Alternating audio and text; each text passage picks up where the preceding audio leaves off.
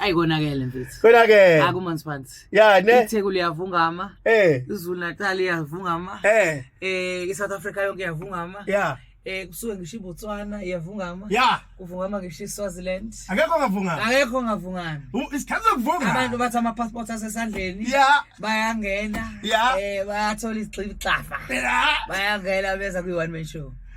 Khuluma nathi sibone usithathe ICC. Sure. Wasise Mabhida. Sure. Wasise Mabhida manje. Sure. Usise ICC. Nginibuyisela lapha.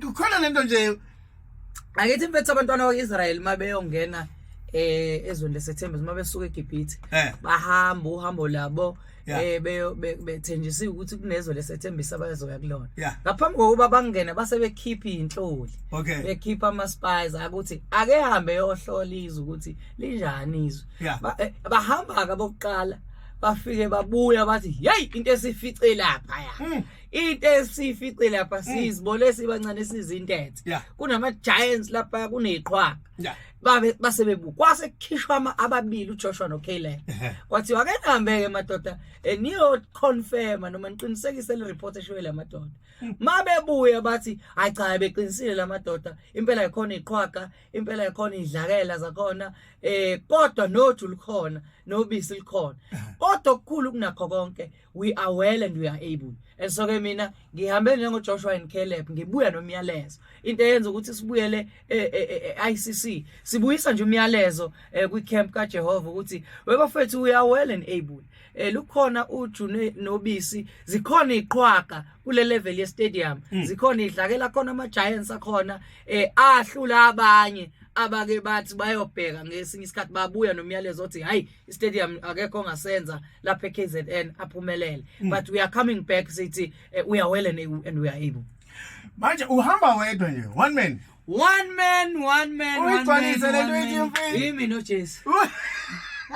yimi noJesu masigcwele ke bese sishumayela uJesu bese siba nama surprises here and there kodwa nje one man. This time around uzobonza ngakhe sibuyisene ingoma endala usifake ingoma ezintsha kwenzakalani? Definitely mfethu ngoba nginento ethi abantu kufanele uhambe nabo kahle ngepace kahle ungasheshe ubaxine ngengoma ezintsha zodwa because okunye abantu basuke befuna ukuthi bathi look back and see what the Lord has done so uyadinga ukuthi ubathathe down memory lane and create that nostalgic moment la ubakhumbuza khona ngoba iqiniso lithi mfethu ezinye ingoma esirekhodile kudala bebeyilalela noma bebeyilaleliswa abazali baba abanye abangasekho ogogo baba abanye abangasekho so ke uma siya eshowini kufanele sipackage into ethi balance so there's a balance of old and new new one and old wine ngiphethe konke kokubili uzobe usihlomisela ngempela ke ayidadaze ebusuku kwi-Highway 105.5 FM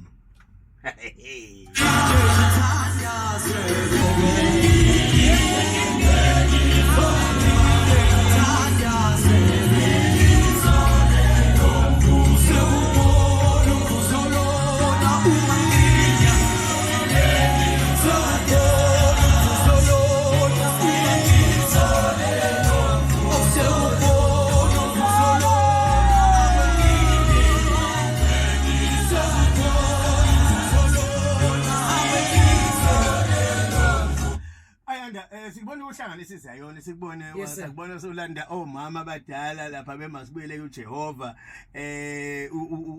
usibuyisa wasipha nje izinto eziningi ezahlukahlukene khona lobo usuke khona uthi ngicela ukunibuyisela emuva la ngibuya khona la yebo Nkosi yami ngithi ayi wasuka ke noma yeah mfethu I think ukuhlabelela kwethu kuyitestimony yokuhle kwaNkulunkulu so ke kufanele abantu sibathathe on a journey ukuthi kusukela kwayala uNkulunkulu uJehova sithwele and so ngoba izwi lobufakazi bethu elenza ukuthi abantu babone lo nkulunkulu esimshumayelayo kuhle khona ukuthi siquote sikhulume ngoJohane Enoch ubahamba noNkulunkulu wabenzela u1 no2 no3 kodwa kufanele ingapheleli phela emadodana aseBhayibhelini esingawabonanga amanye awo kufanele sibuye sikhulume ngabantu abababonayo ukuthi hayi man ngike ngazalwa kwathiwa nginenkinga yezinso ngahamba ngayohlinzwa ngino 8 months ngavuka ngabuya ngiphila manje njengoba sengimdala sengibhala ingoma ke ethi kusukela eqaleni wangazi mihle imicabango yakho ngami ngikhulume ngento abayibonayo abantu ngiyikhomba ukuthi ngike ngasuka entabeni zangakithi eApplesport eBhamshela ngasuka ngumfana ongenalutho ngakhomba into eyayibukeka ikude kunathi izindlu zasekhaya ziwa ngakhomba ngathi ngiyahamba ngiyofundela ukuba ummeli ngeuniversity ngizobe oqala uma sekwenzekile lokho kufanele ngibuye ngizothi nasempini isihlangu sami ngitshela abantu ukuthi noma ngihamba esigodini sethunzi lokufa ngike ngahamba ngadlula esigodini sethunzi lokufa labe ngilambile khona euniversity kodwa namhlanje ngineziqu zokumeli ngiphelele so kufanele ngibakhombe lapha abantu ukuthi angikwenzanga lokhu by might no by power but it was by the spirit of the Lord bese ngithi grace upon grace.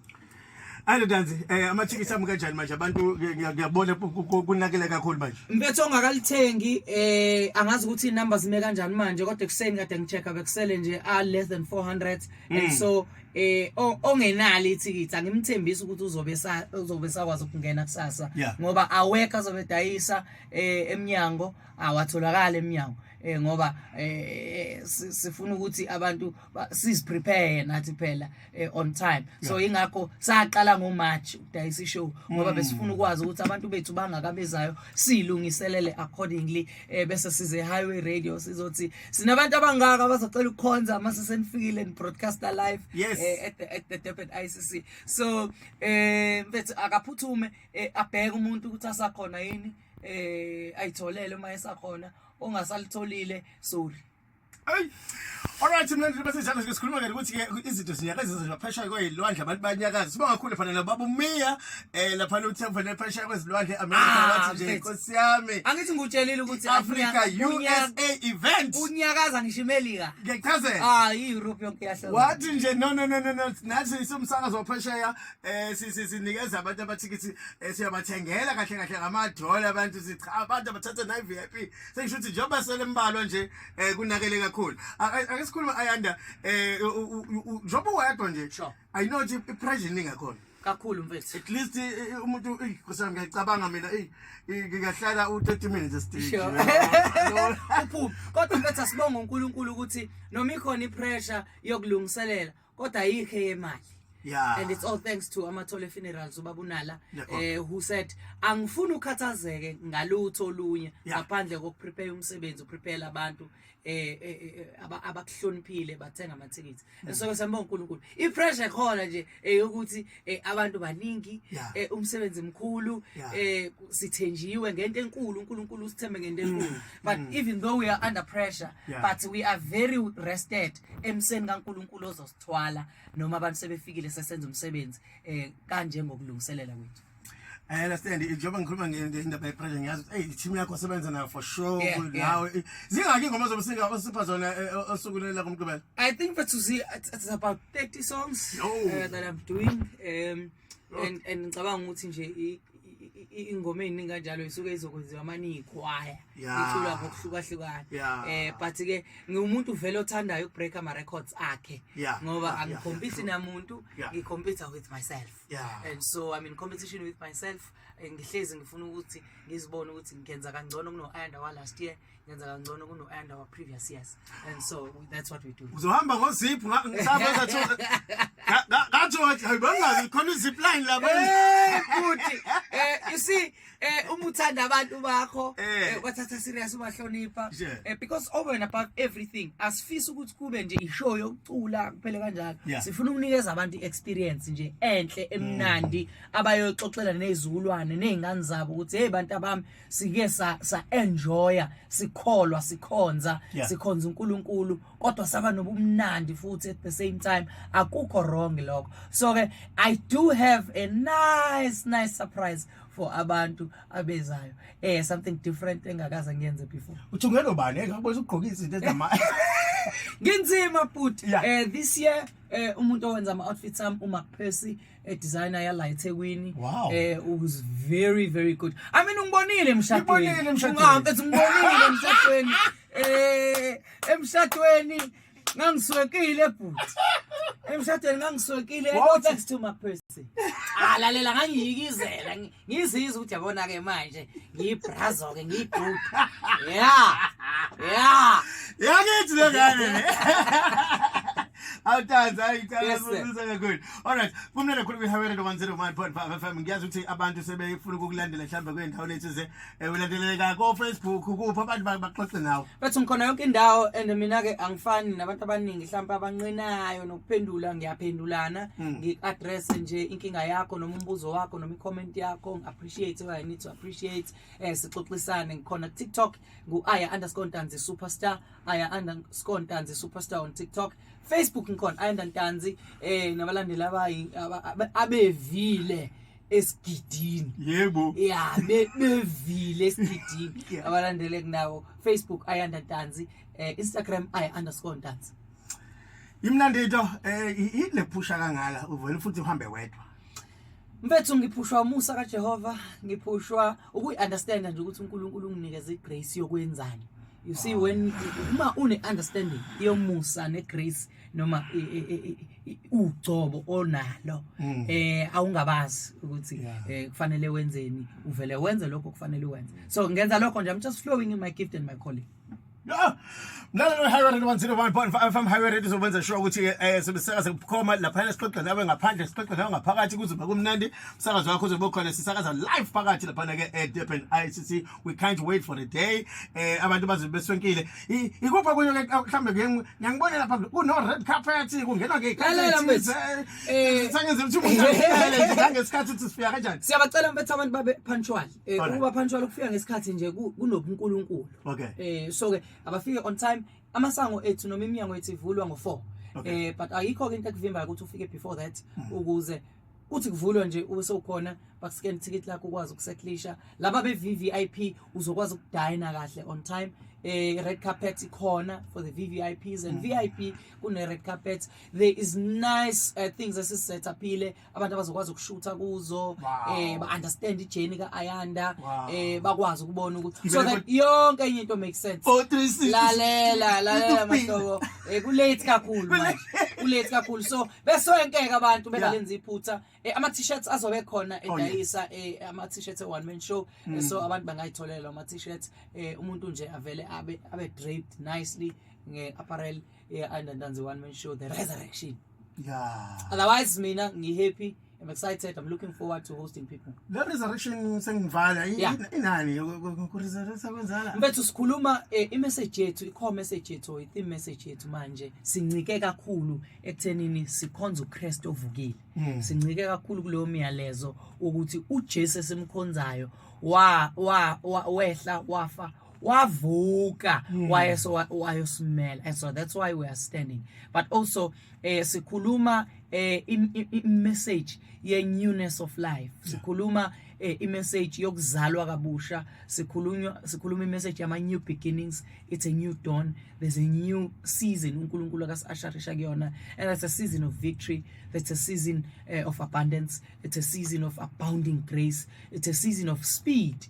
La uNkulunkulu and I've experienced this angikhulumi ngento engayibonanga mfethu la uNkulunkulu esheshisa khona izinto into yakhe isheshe uhlula abantu asebe no 20 years benza the same thing but ufike wena within a space of a few years so achieve izinto ezingaphezulu ezimangaza bonke abantu and so that's the declaration so I declare ukuthi look there is something which is called a kingdom and a God acceleration when God just speeds up everything and puts you ahead. That's what we are declaring, the resurrection. Hey, resurrection you get power. Uyayizwa ke lento ukuthi hayibo siyathontsa ngempela kuzoba mnene kakhulu.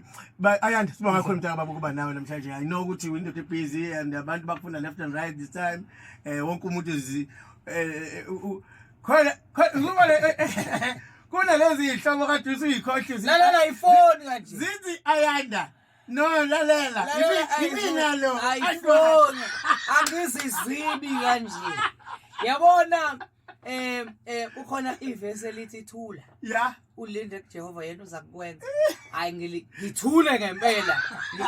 Ngithule ngibambe lo thula. Ayanda ngikwazi ukungangeni. Ngibambe lo thula. Ngithulele. Thule ngathi ngidutshuliwe. Yeah. Yethi hey mzala.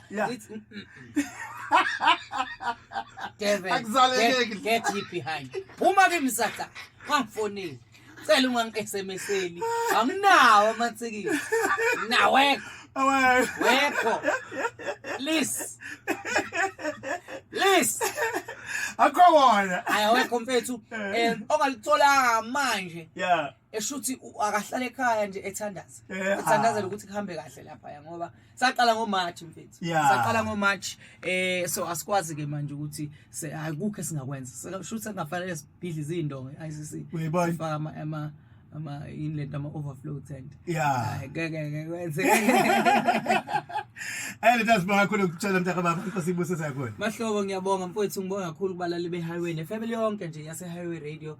Siyabonga. We look forward ukuthi ulo uhambe nehighway kodwa hlamba abantu abatshela. iHighway ngasuka nayo ePlayhouse. ePlayhouse ngisafika ngisathi ngizolibonga highway yayikhona.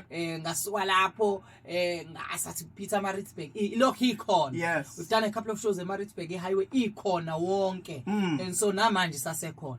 Sathi ICC yabakhona. Sathi Moses Mapita Highway was there. Sathi sesiyabuya manje sithi ICC. iHighway ikhona. And so before nje ngiyongena stage ngizodlula eHighway ngisho ukuthi sesiyaqala manje. Ziyakhala njengamanje ongekho la ayisho ukuthi inkosi imbusise. Hallelujah. Amen.